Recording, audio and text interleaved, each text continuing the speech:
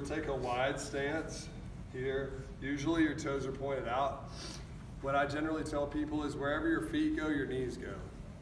So a lot of people can't seem to get that, but you're basically gonna get down, you keep an upright chest, you push your knees apart, you can grab the bar, squeeze your shoulder blades, and then lift, and then back down, and lift.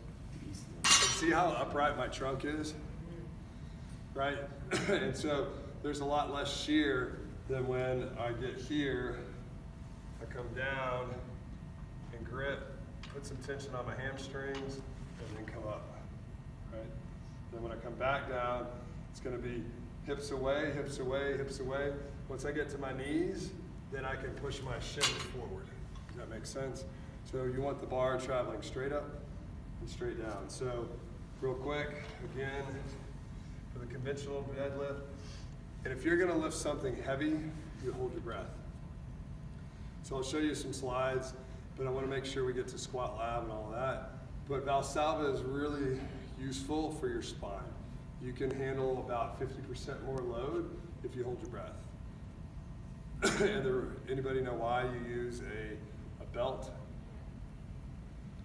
Like if you're lifting heavy, so some research says if you're gonna lift above 80 or 85% of your 1 rep max, a belt can be useful. And then other people say, well, you don't have your belt in your support, so you're not really being specific. So anyway, basically your belt is something that won't move, and so you push into it and create a ton of inner abdominal pressure, right? And so your blood pressure does crazy things. I didn't make a slide, but your blood pressure goes up, so your heart rate goes down, then your blood pressure goes down, your heart rate goes up, and if you look online, there's plenty of people who pass out. We're not gonna get there in PT clinics. And then you're holding your breath, you're bearing down against that belt, and then once you get past the sticking point, which is along your shin for conventional deadlift, you can start to exhale little by little against your glottis, and that slowly helps release pressure, okay? Does that make sense? The reason why you hold your breath is because your spine, instead of being this big, becomes as wide as you are. So you've taken like a drainage pipe or a PVC pipe, and instead of being this tall or this wide and flexible like that, it's now as wide as you are. So it's much less likely to bend, okay? It also, elite deadlifters curve their thoracic spine, and they're more in a neutral spine than a lordotic spine. All of that is because they're taller.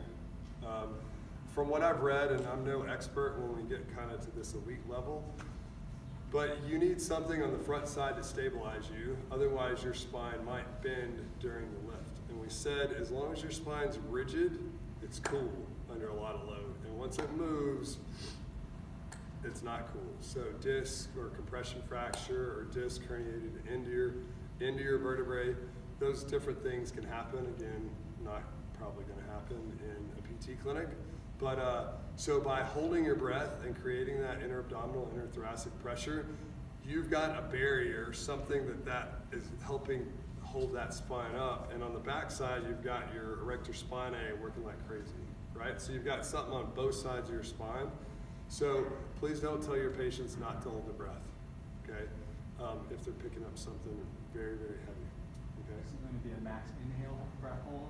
Yeah, and so what I've seen and what my slides will tell you is what people say is you get your feet shoulder width apart and you go a little wider. Your thumbs, your hands are generally a thumb width out from your shin, okay?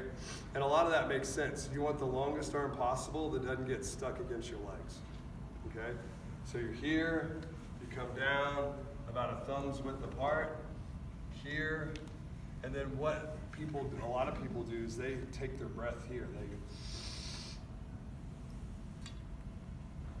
They take another little breath in, and then they go, right? And so before they go, once they've got their breath holding, there's a couple different grips you can use. You can stick your thumb underneath, which hurts like hell until you get used to it.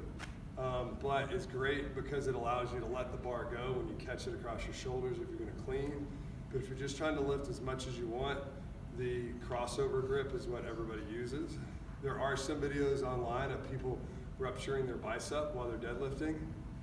So again, that's probably not gonna happen, so you don't have to worry about it. But the cue from when you start to pull, let me go to that slide, is you're gonna